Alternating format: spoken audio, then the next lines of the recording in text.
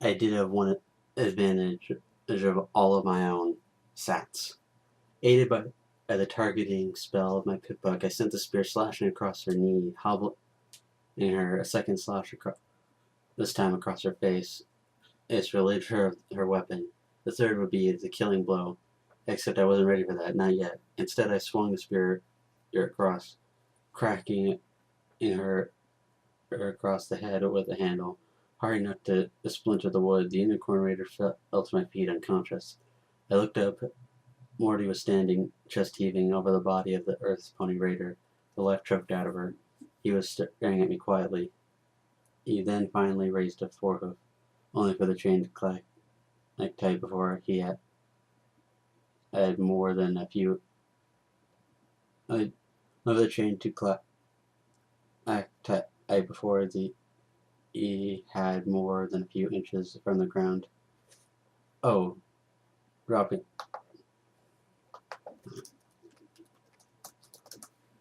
Dropping the shovel spear, I turned on the light of my pitbuck and searched about for the screwdriver. I had lost the bobby pin, but there was no chance of finding it in the dirt at night. But I had more.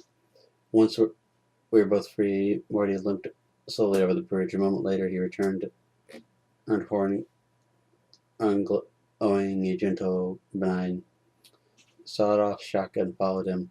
Before I could react, he aimed at the head of the unconscious raider and fired. Her blood began to seep across the ground towards my hooves. I watched in stunned silence as he turned and began outing the bodies, tugging items from them. Finally, I found my voice. "What are you doing?" He looked at me as if I was stupid, checking to see if they have anything valuable on them. With luck, food. I nodded, watched him move to the bodies at the end of the bridge. Looting the bodies of the dead felt wrong, but a cold, rational part of me murmured that it was a qualm I would have to get over in order to survive. And imagine how embarrassed I'd be if I starved to death out here because I was too shy to check a dead pony's bag or a pouch of oats or a can of old applesauce. I moved a bit further down the bridge. I looked over the body of the dead raider pony, his face bloody and torn from Clacker's pony shoes. I started to go through the pockets of his barding, but my stomach rebelled and I flung myself to the railing, heaving at my lunch into the foul river below. A large break in the clouds brought a soft and silvery light to everything, and I could see my reflection in the water, still covered in KG's drying blood. Then I saw a sawed-off shotgun hovering in the air behind my head. "I'll be taking what you have, too," Moriarty Jack informed me with a bored drawl. "What?" I turned slowly to see him standing on the bridge, bathed in moonlight, his horn glowing a soft blue bing light. The shotgun floated between us, pointed at me. But I just saved you." "Yeah, and for that I'm not going to kill you." His eyes narrowed. "Unless, of course, you do something stupid right now." "But I saved you."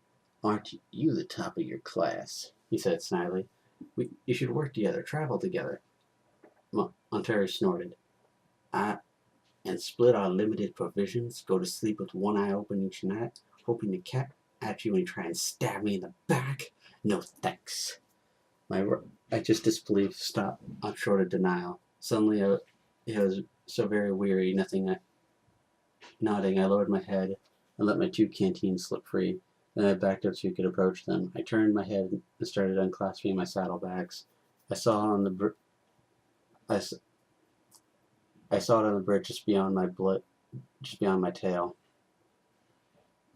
Turning back to my horn glowing and the combat shotgun whipped into the air. For a moment, we stood there, 2 unicorn ponies on the bridge, surrounded by bodies, shotguns floating between us, aimed at each other. Moonlight shone down on us from a break in the clouds.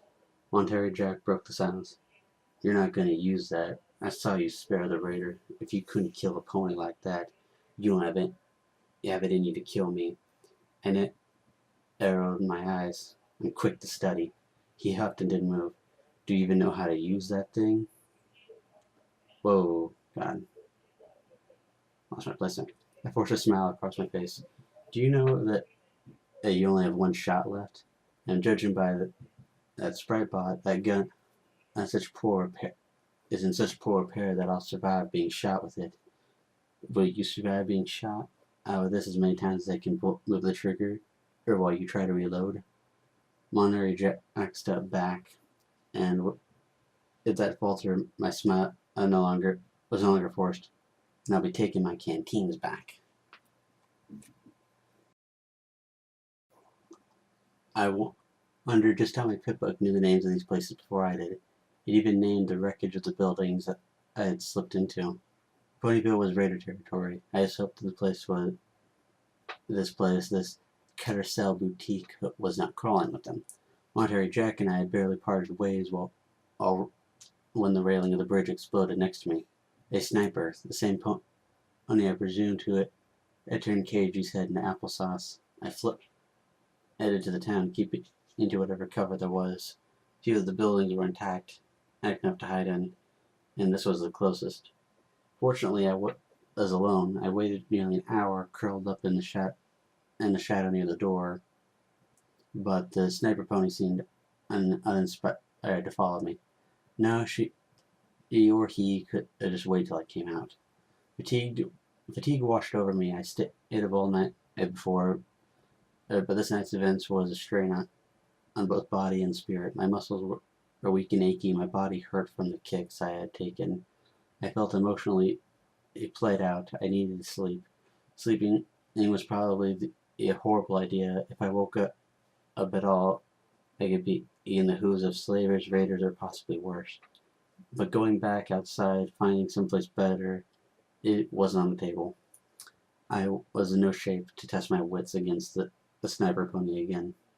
Carousel Boutique was quite similar condition to the building at Sweet Apple Acres. Only looting was more destructive. The walls had been painted with crude images of violence and some cruder swear words. A pile of torn up cloth rolled in a corner, smelling foul like ponies had urinated on it repeatedly. There were 2 beds, one of which was stained deeply with blood and possibly more vile things.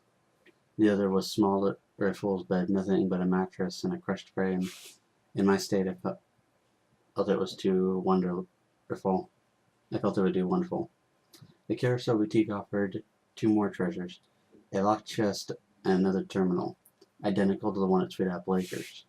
This one was still functional, again to my surprise.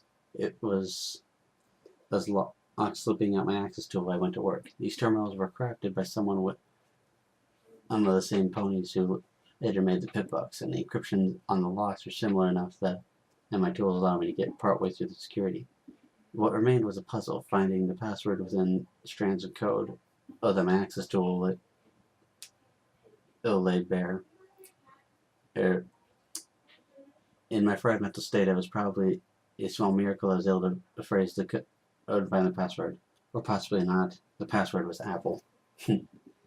I laughed aloud, catching myself when I heard the volume in my own voice in the stillness of the decrepit boutique.